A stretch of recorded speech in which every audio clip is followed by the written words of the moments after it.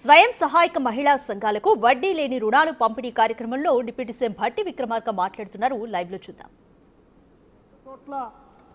పేదవాళ్ళు మధ్యతరగతి కుటుంబాలకు సంబంధించిన కుటుంబాలు ఏ రోజుకి ఆ రోజు కూలి చేసుకునేటువంటి కుటుంబాలు భర్తతో పాటు భార్య కూడా ఏదో ఒక వ్యాపారం చిరు వ్యాపారం చేసుకుంటూ కుటుంబ పోషణ కోసం నిలబడుతున్నటువంటి సంగతి మీ అందరికీ మేము ప్రత్యేకంగా చెప్పవలసినటువంటి అవసరం లేదు. కానీ మీరు చేసే కార్యక్రమంలో భాగంగా పెట్టుబడి కోసం హైదరాబాద్ నగరంలో ఉన్నటువంటి వడ్డీ వ్యాపారస్తుల దగ్గరకు వెళ్ళి 5,000 కావాలన్నా 10,000 కావాలన్నా 1,00,000 కావాలన్నా మీరు 10 రూపాయల వడ్డీకో లేకపోతే గిరిగిరి వడ్డీకో అక్కడ డబ్బులు తీసుకొని వ్యాపారం చేసి వచ్చిన డబ్బులతో ఆ వడ్డీలు కట్టడానికి సరిపోతున్న తరుణం ఈ రాష్ట్ర ప్రభుత్వం గమనించింది.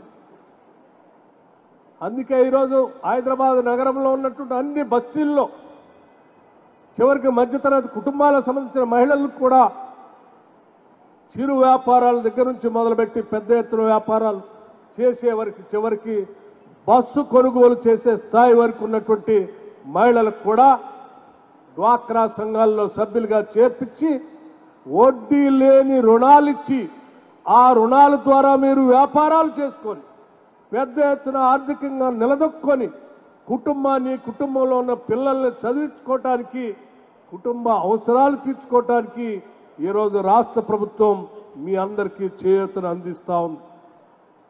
మీరు ఇక భవిష్యత్తులో ఏ వడ్డీ వ్యాపారి దగ్గరికి వెళ్లాల్సినటువంటి అవసరం లేదు. 10 రూపాయలకో 20 రూపాయలకో 5 రూపాయలకో వడ్డీ తీసుకోవాల్సిన అవసరమే లేదు. మీ శ్రమ వృధా పోకూడదనేటువంటి ఆలోచనతోనే ఈరోజు రాష్ట్ర ప్రభుత్వం మీరు ఎంతమంది మహిళలు డ్వాక్రా సంఘాల్లో సభ్యులుగా చేరినా అంతమందికి కూడా వడ్డీ లేని రుణాలు ఇవ్వాలనేటువంటి ఆలోచనతో ఈ రాష్ట్ర ప్రభుత్వం ముందుకు పోతా ఉంది. మీ ఆలోచనని ముందుకు తీసుకుని వెళ్ళి నగరంలో అనేక వ్యాపారాల్లో ఈ రాష్ట్ర ప్రభుత్వం ఇచ్చేటువంటి వడ్డీ లేని రుణాల ద్వారా వ్యాపారస్తులుగా మారి ఆర్థికంగా నిలదొక్కోవాలని చెప్పి రాష్ట్ర ప్రభుత్వం ఆశిస్తూ ఉంది, కలలుగంటా ఉంది మీ అందరి తరఫున. అందుకే చాలా ధైర్యంగా రాష్ట్ర ముఖ్యమంత్రి చెప్తా ఉన్నాడు, 1 కోటి మంది మహిళల్ని కోటీశ్వరులుగా చేస్తాము. ఎన్ని ఆర్థిక ఇబ్బందులున్నా వడ్డీ లేని రుణాల కోసం ఏమాత్రం వెనకడుగు వేయమని చెప్పి చాలా స్పష్టంగా చెప్తూ ఇచ్చినటువంటి వడ్డీ లేని రుణాలను వ్యాపారం చేసుకోవడానికి కావలసిన మార్గాల్ని కూడా చూపిస్తూ ఉన్నారు.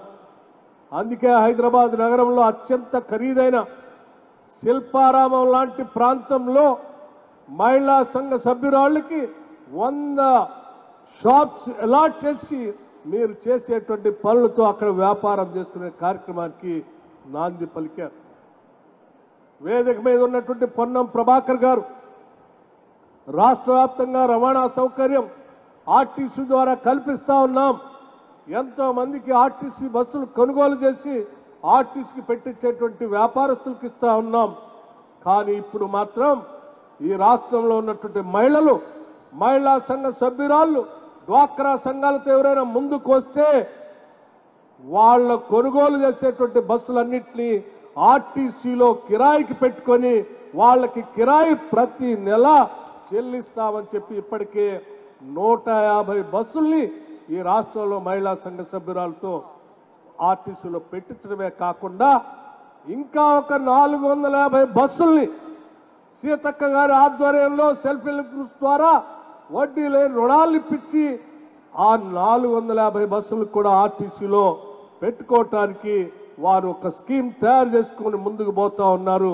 ఈ రాష్ట్రంలో మహిళలు మహాలక్ష్ములుగా ఉండాలనేదే రాష్ట్ర ప్రభుత్వం యొక్క ఆశ, ఆలోచన.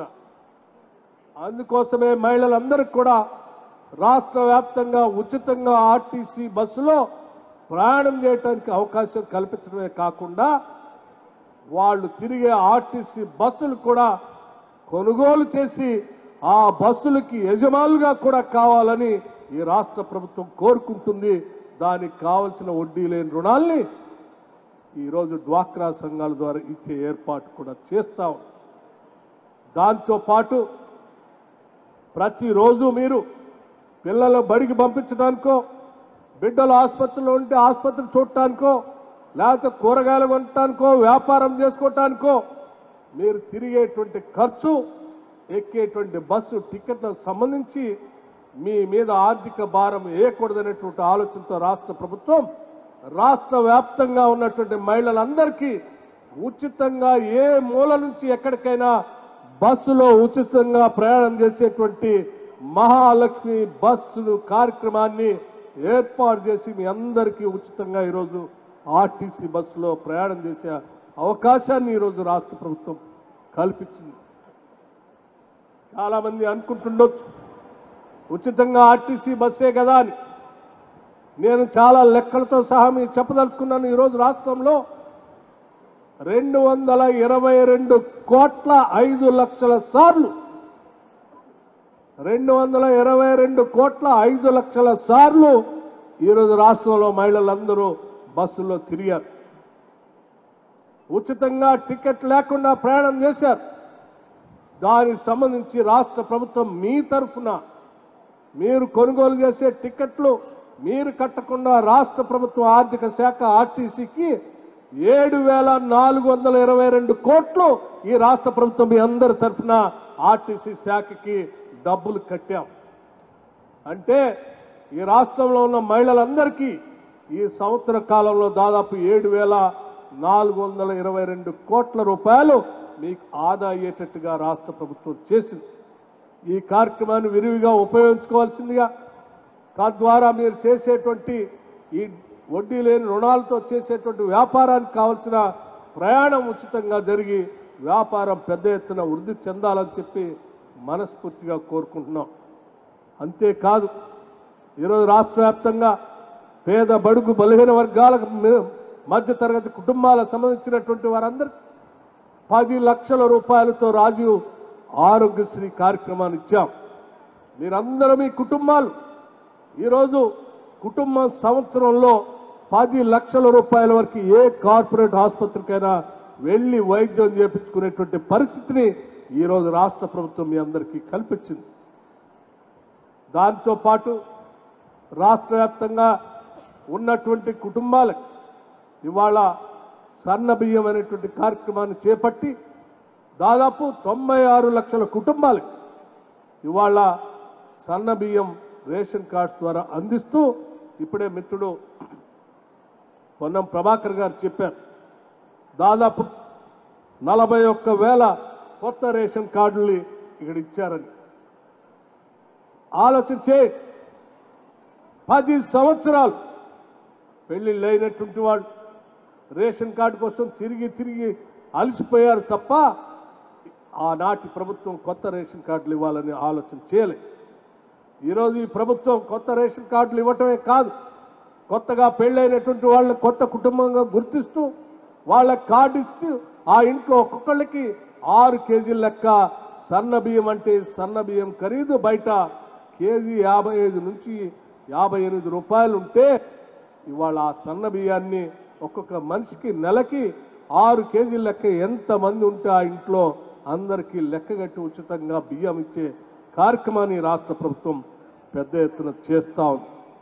ఈరోజు రాష్ట్ర వ్యాప్తంగా ఉన్నటువంటి నాకంటే ముందు మాట్లాడిన డ్వాక్రా సంఘాల సభ్యులు వచ్చి చెప్పారు, మేము చాలా ధైర్యంగా ఈరోజు గర్వంగా క్యాంటీన్స్ పెట్టుకొని, ఇందిరా శక్తి క్యాంటీన్స్ పెట్టుకొని రాష్ట్ర ప్రభుత్వం కల్పించేటువంటి ప్రభుత్వ కార్యాలయాల్లో కానీ, కలెక్టరేట్లో కానీ, మిగతా ప్రాంతాల్లో కానీ రాష్ట్ర ప్రభుత్వం వడ్డీ లేని రుణాలు ఇస్తే మేము ఆడ క్యాంటీన్స్ పెట్టుకొని తద్వారా ఆదాయాన్ని కూడా చేపడుతున్నామని.